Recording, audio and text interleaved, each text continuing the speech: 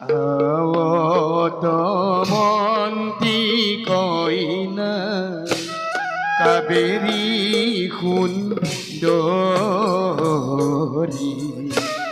রবি ক্ষয় ধীরে ধীরে নানা চিন্তা